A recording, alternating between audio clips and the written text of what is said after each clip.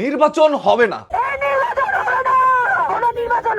হ্যাঁ, আপনারা কিন্তু শুনলেন, উনি কিন্তু স্পষ্ট বলেছেন নির্বাচন হবে না, নির্বাচন হইতে দিবে না, কারণ পুলিশ তাদের সাথে বাজে আচরণ করেছে। এই যে গত দুদিন আগে আপনারা দেখলেন মতিঝিলের মধ্যে বা যমুনার সামনে তারা হাদি হত্যার বিচারের জন্য একসাথে আন্দোলন করছিল, ওই সময় অতর্কিতভাবে পুলিশ এসে তাদের উপরে ঝাঁপিয়ে পড়ে বলে তারা দাবি করেছে।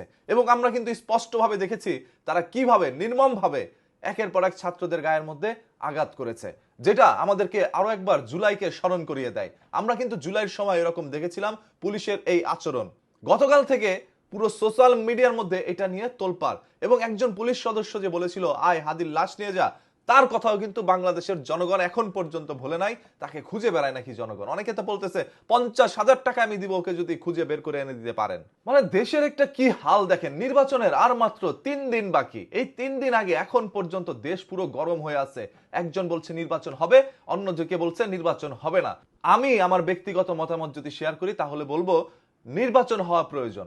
একজন নির্বাচিত সরকার দরকার, সে যেই দলেরই হোক। নির্বাচিত সরকার থাকলে তার একটি জবাবদিহিতার জায়গা থাকে। আজকে দেশের মধ্যে যে পুলিশ যে ব্যবহারটা করছে বা যেই করুক, সন্ত্রাসীরা যা করছে, এইগুলোর বিচার আপনি কাকে দিবেন? একজন নির্বাচিত সরকার থাকলে আপনি বিচারটা তাকে দিবেন এবং সে এইটা বিবেচনা করবে বা বিচার করবে।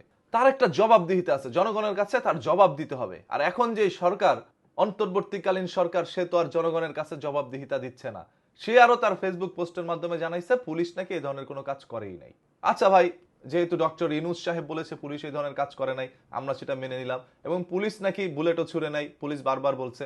আচ্ছা, এটাও আমরা মেনে নিলাম, কারণ এখন পর্যন্ত এরকম বুলেট কারো গায়ে লেগেছে এরকম কোনো নিউজ আমরা পাইনি। বলা হয়েছে যে আব্দুল্লাহ আল জাবের আরো অনেকের শরীরের মধ্যে গুলি লেগেছে, তবে ওইরকম কোনো ক্ষত এখনো পাওয়া যায় নাই। তবে এটা কি বুলেট সেটা আমরা জানি না।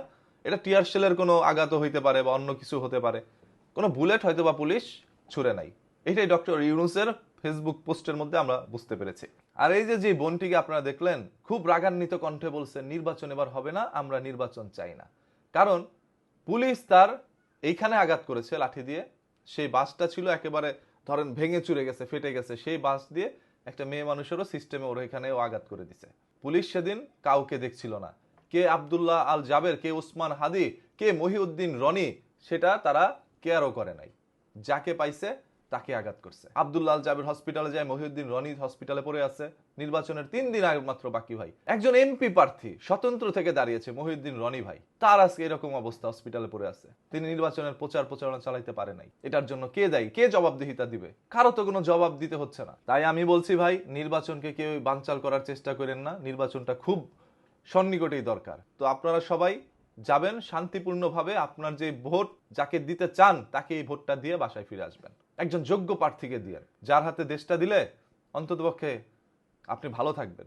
নির্বাচনকে থামাইতে আইসেন না ভাই, সবাই বাসায় ফিরে যান, আন্দোলন করেন না, দরকার নাই। আর 3টা দিন তো সব সহ্য করেন না, অনেক বছর সহ্য করতে, 17 বছর সহ্য করতে পারলে 3টা দিন সহ্য করতে পারবেন না? একজন নির্বাচিত সরকার আসুক, তারপর তার কাছে বিচার চায়েন, ইনশাল্লাহ সে বিচার করবে।